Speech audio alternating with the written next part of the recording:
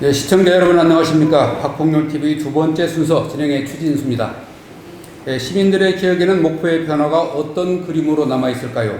역사의 뒷얘기를 기록한 야사가 재밌다는 점에 착안해서 오늘은 목포가 달라진 역사 속의 숨은 이야기를 찾아 들어보는 시간 마련했습니다.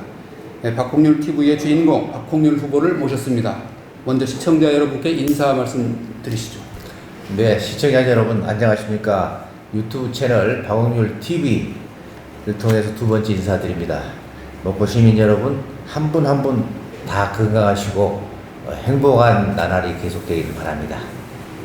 예. 박 후보님 하면 가장 먼저 떠오르는 업적이 유달산 해상 케이블카 아닙니까? 예. 1987년에 목포시가 처음 설치 계획을 세워서 2017년에 착공했으니까 30년 동안 찬반 양론이 팽팽했습니다. 예, 정치적인 판단으로는 의사결정을 내리기가 쉽지 않았을 텐데 어떤 비전으로 설치하기로 결정하셨는지 궁금합니다. 당시에 여수하고 통영은 케이블카가 설치돼서 관광객이 많이 몰리는 그런 상황이었습니다. 목포는 여수로 통영으로 관광객을 다 뺏겨가지고 제주 목포 간의 항로가 두 개가 있는데 한 개가 여수로 가야 되지 않느냐. 네. 관광객이 찾아오지 않기 때문에 가야 되지 않냐.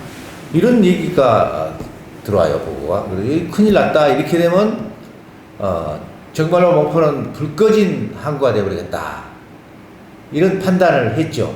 그래서 좋다. 우리가 케이블카를 한번 만들어보자. 해서 시작한 것이 지금 유달산 해상 케이블카입니다. 그때 당시에 맨 처음에는 여론조사를 한번 해봤어요. 그랬더니 찬성률이 한 65% 나오더라고요. 그래서 이것 가지고는 안 된다. 다시 한번 여론조사를 해봐라. 했더니 78% 정도 나왔던 것 같습니다. 그래서 자신감을 갖고 한번 시작을 한번 하자. 민생을 위해서.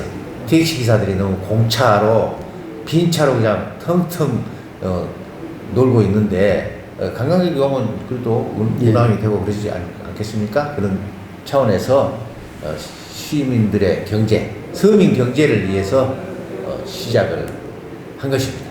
예. 저도 기억이 납니다만 특히 이제 환경단체 반대가 굉장히 격렬했습니다.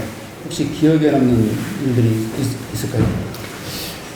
그때 사실 시의회에 2015년 1월이죠. 시의회에 시정연설을 하고 그때 내가 그랬어요. 시민들이 원하시고 또 동의하신다면 케이블카를 놔서 관광객을 유입시키는 그런 정책을 드라이브를 걸겠다. 이렇게 발표를 했어요. 그랬더니 바로 2월 달부터 우리 목포 시청 정문 있지 않습니까? 정문 앞에 상해소리를 나는 그런 차량을 갖다 놓고 상해소리를 하는 거예요. 앰프로. 그러니까 시장실이라고는 불과 거기 뭐 한 70m나 됩니까? 그냥 시장실에 뭐 죽었다네 뭐 유달산이 죽었다네 어가리 넘쳐 하면서 그러면서 시장은 각성하라 이렇게 계속 앰프를 녹음해놓고 이렇게 계속 하는 거예요. 사실 인간인데 스트레스 안 받겠습니까? 이거를 도대체 해야 되느냐 말아야 되느냐. 저래서 저희 시장들도 못하고 관선 민선 할 것 없이 못했구나. 그래서 목포가 관광에 있어서 이렇게 뒤처져 버렸구나. 아까 말씀하셨듯이 희남비치 호텔 건립될 때가 1987년이라고 하는데 거의 한 30년 다 돼서도 목포가 이렇게 되고 있구나. 이런 뼈저리게 느꼈지만은 이거는 제가 부드러운 카리스마로 치고 나가야 되겠다. 저한테 무르다 또 이런 얘기를 많이 하는데 사실 카리스마가 이럴 때 필요한 거 아닙니까? 강한 카리스마로 우리 직원들과 또 의회 협조 이런 것을 강하게 드라이브를 걸었죠. 그래서 이 상해소를 1년 들으면서 우리 환경단체 되신 분들 막걸리 사드리고 설명하고 설득하고 그렇게 했습니다. 그래서 사실은 그때 이제 서한태 박사님이 그때 생전인데 예. 서한태 박사님이 그쪽에 또 환경에 대해서는 녹색 환경에 대해서는 가장 강렬한 분이셨죠. 유달산에 나무 한 뿌리도 빼면 안 된다 하는 그런 분이었는데 그분께는 명절 때마다 가서 시장에 큰절하고 또 협조를 구하고 예. 뭐 이렇게 했습니다. 예. 그렇게 해서 분위기를 만들어 가면서 진행을 했었던 것이죠. 그 정도 반대였으면 굉장히 이제 결정하시기가 쉽지 않았을 텐데 그 과정에서 조금 결정적으로 도움을 주신 분들이나 그런 어떤 계기가 있었습니까? 네, 그리고 영산강 유역청이 원래는 주무관청이었습니다. 네. 환경부 산하. 그런데 이거가 그 도단위 기관에서 정결 처리할 수 있는 건데 사안인지라 환경부 장관한테 올라가는 거예요. 네. 그런데 환경부 장관은 그 김은경 씨라고 제가 노무현 대통령 당선자 시절에 노무현 대통령 직 인수위원회 전문위원으로 나가 있었거든요. 그때 김은경 씨는 그 환경, 노동, 사회 분야의 전문위원으로 와 있었어요. 네. 그분이 장관을 하고 있어요. 근데 이분께 협조를 구하고 또 그 우리 목포 출신입니다. 목포 대성 초등학교 나오고 영흥중학교 다니다가 저쪽에 마산고 간 그 전해철이라고 국회의원 이분께도 협조를 구해가지고 사실은 국회 차원에서도 협조하고 다방면으로 협조했는데 결국은 문재인 대통령께 8월 15일 날 종합보고를 한다는 거예요. 환경부에서. 이러면 안 되겠다.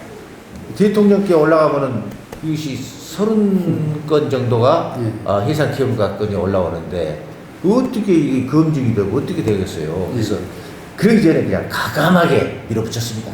네.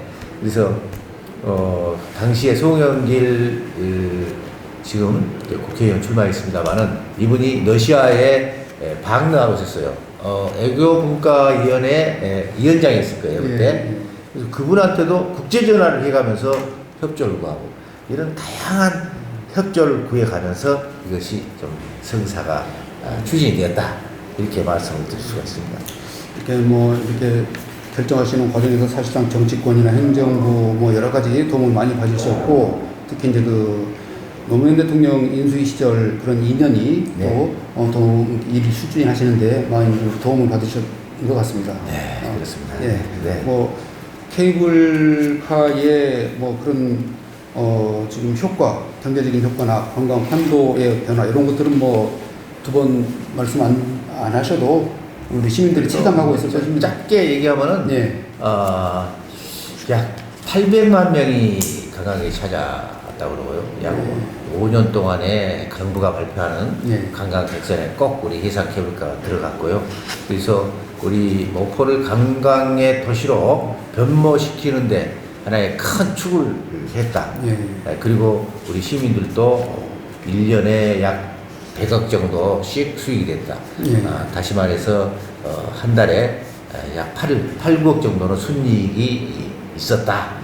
이런 평가를 할 수가 있습니다. 대략적으로 이렇게 좀 나온 그런 얘기들을 제가 집약해서 말씀을 드립니다. 그러니까 뭐 이게 일상적인 행정처리로 일을 추진했다면은 아마 성사되기 어려웠다는 지금 말씀으로 들립니다. 단순히 탁상 행정으로 해서 결제하고 뭐 공문을 보내고 하면 어림도 없죠. 되지 않죠. 제가 정말 운동화 신고 장화 신고 유달산 케이블카 선하지라고 그러죠. 선하 다니는 데 밑에 선의 아래에 땅들 거기도 라인을 전부 걷고 또 그 뭐 국립식물연구원 뭐 등등 또 뭐 동물연구원 등등에서 전부 찾아옵니다. 문제가 있는지 또 인허가를 받는데 아주 까다로웠습니다. 그러나 뭐 어떠겠습니까? 환경부의 사무관들이 또 찾아오면 또 유달산에 가서 전부 브리핑하고 뭐 우리 직원들은 과장국장들은 본인들이 하겠노라고 하는데 그래도 명색이 시장이 가야 그분들도 비록 사무관이고 젊고 38세 이런 나이는 어리지만은 이걸 통과시키는데 목적 아닙니까? 그럼 우리가 직책이 뭐고 직위가 뭡니까? 그래서 가서 브리핑하고 사무관한테 잘 부탁한다 하면서 아주 꾹뻑 절하고 했더니 사무관들이 뒤에는 미안해가지고 제발 좀 시장님 그만하십시오.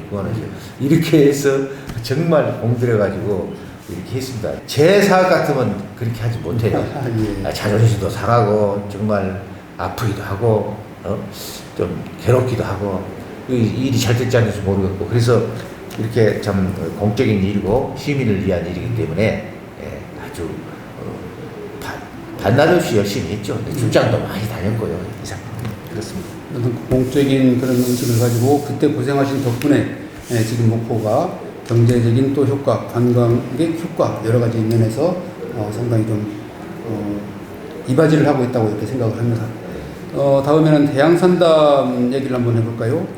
그 대양산단 분양 얘기는 사실 그 주민들이 많이 모르거든요. 대양산단은 조선공사 때부터 이제 특혜 시비가 끊이지 않았습니다. 목포시가 사업 시행자인 특수목적법인 목포 대양산단의 대출금 약 2,900여 원에 대해서 보증을 서면서 2년 6개월 안에 분양하지 못하면 목포시가 미분양 농지를 전량 매입하겠다는 확약을 한 점입니다.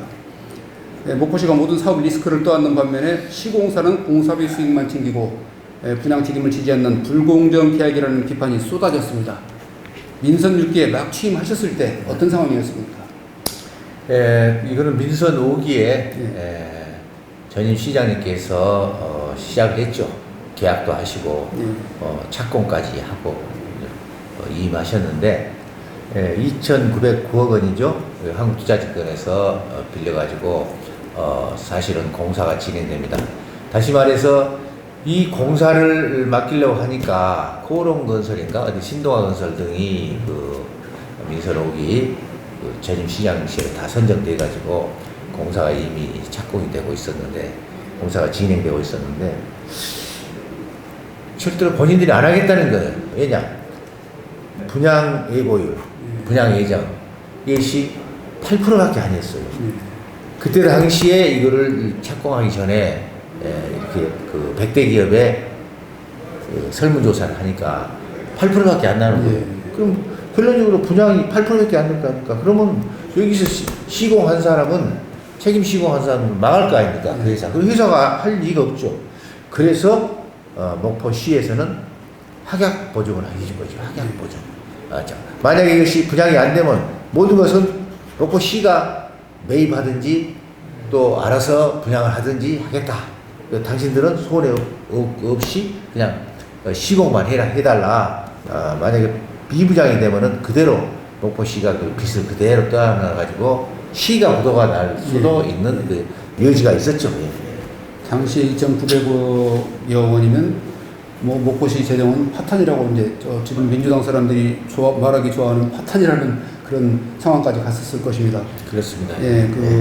당시에 이제 초기 대출 금리가 연 5.5% 수준 상당히 높았고 연차이면 최고 14%에 달하는 지연 이자를 지급해야 하는 조건이 포함되어서 목포시에 지나치게 불리한 금융 구조라는 지적을 받았습니다.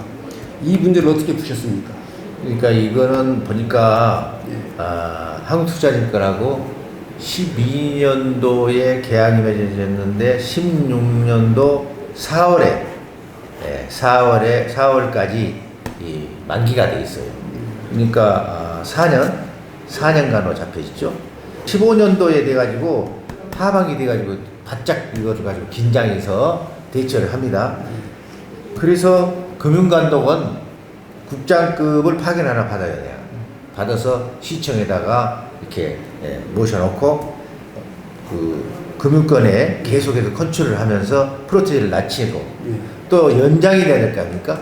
그래서 연장을 시키려니까 또 분양을 적어도 최소한도 어느 정도는 해내야 되고 그래서 분양률이 어느 정도는 나와야 연장이 될 거 아닙니까? 그래서 서울로 분양받기 위해서 회사도 쫓아다니고요. 두 번째는 이 금리가 5.5%에서 다운시키는 그 협상을 했습니다. 그래서 한 3.8까지 내려갔던가 그랬습니다. 그런데 그때 최초 계약할 때 12년도 당시는 5.5가 평균이더라고요. 다른 지자체가 어디고 그때 당시는 금리가 좀 높았던 것 같습니다. 대출 금리 또 예금 금리가 다 같이 높아 있던 상태였고 쭉 다운돼서 어쨌든 3.8%로 다운시켜서 이것만 가지고도 목포시에는 플러스가 됐어요. 예. 대출률이 다운되니까 그만큼 지급이 안 되니까요. 우리 목포시는 118억 원이 이 세이빙이 된 거죠. 네, 그런 순기능도 있었다 하는 말씀을 드리고 그래서 이거를 다시 4년을 연장을 시켰습니다. 그러면서 분양을 계속해서 분양을 해 나가는 것이죠. 네. 은행권하고 이 금리를 낮추는 협상을 하는 것은 굉장히 어려운 일일 텐데 그 금융감독원에서 파견받지 않았으면 좀 그게 상당히 되지 않았겠죠? 그렇죠. 네. 금융감독원의 약 부국장급 정도 되죠. 그런데 티어를 우리가 하나를 만들어줬죠. 이제 금융감독원에서 승진들을 하려고 서로 막 출하를 하지 않습니까? 마침 우리가 티어를 하나 만들어주니까 그 승진한 사람이 우리한테 온 거죠. 발령을 받아서 그렇게 또 전략을 세워서 인사관리를 또 했습니다. 그 기초자치단체에서 금융감독원 직원을 파견받는다는 생각은 쉽게 떠오르지 않을 것인데 어디서 누구 조언을 받으셨습니까? 다 여기저기에 체킹하고 지금 같으면 AI한테 물어보면 되는데 그때는 AI도 없어요. 그래서 공정거래위원회 뭐 차관하신 분 또 어디 그 옛날에 경제기업 출신들 다 체킹해서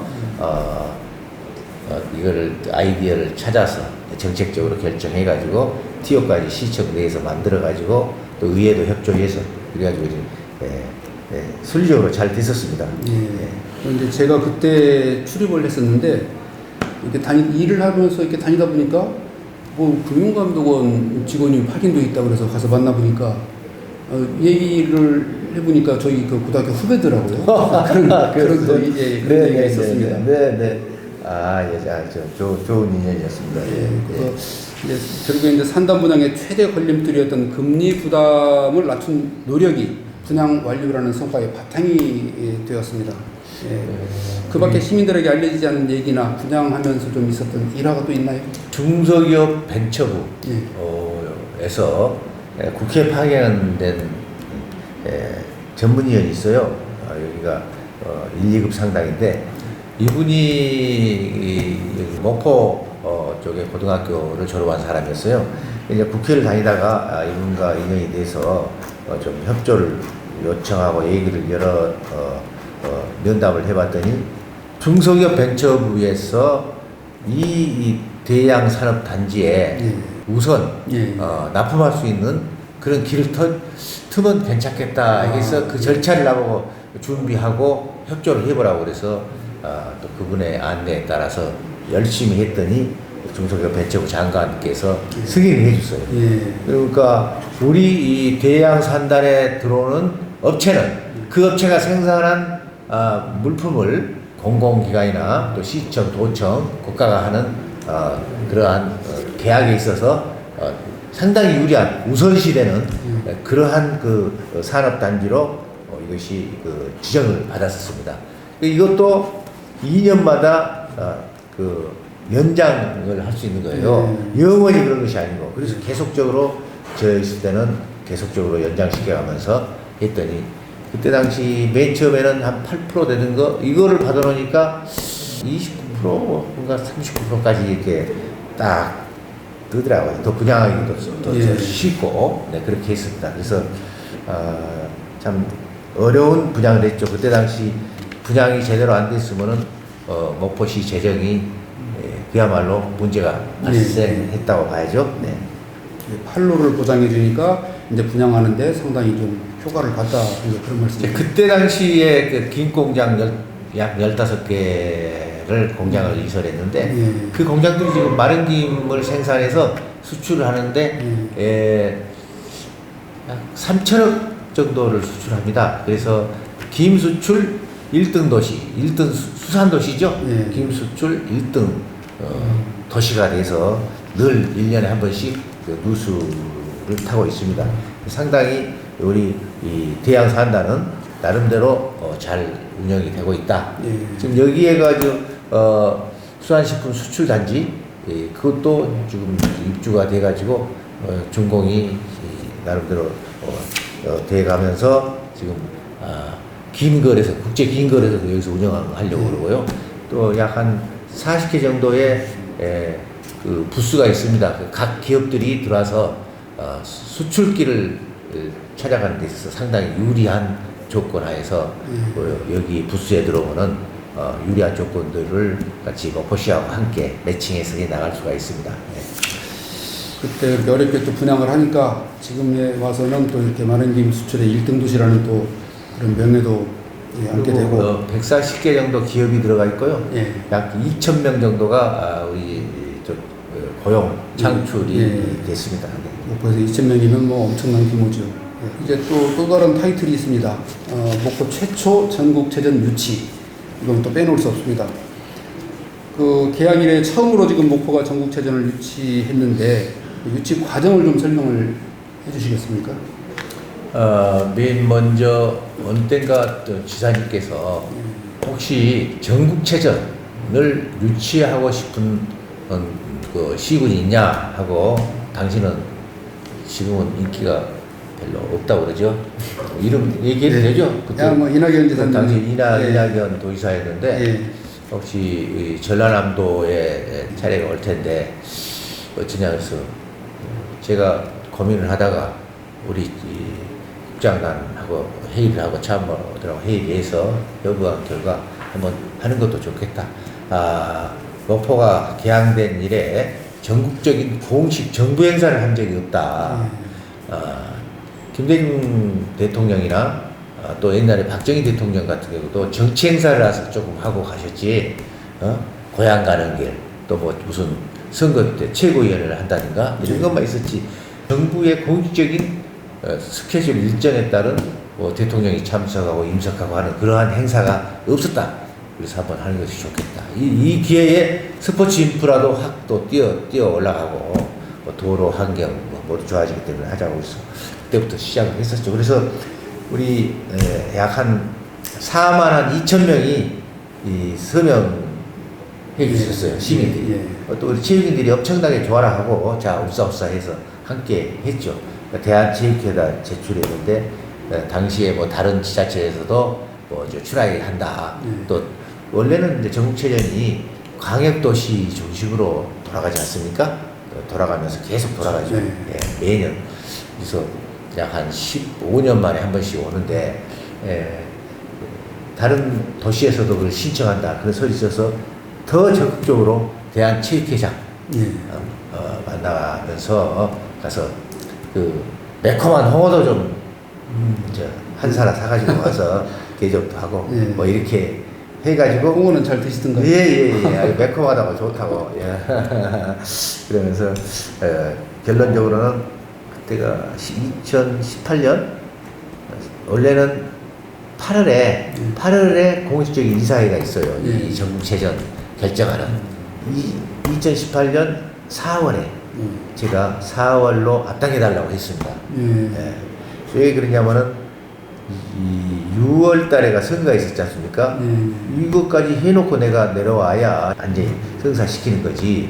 안고 내려오면 이게 안 되버리면 이것도 저거 다시 제자리로 좀 물러나고. 그렇죠. 다른 도시가 가져가고 그러고 우리 시민들 서명해 놓은 것이 뭐가 되겠습니까? 그래서 4월 그때 25일자에 임시사회를 열어서 우리 목포로 그때 결정을 해주셨어요.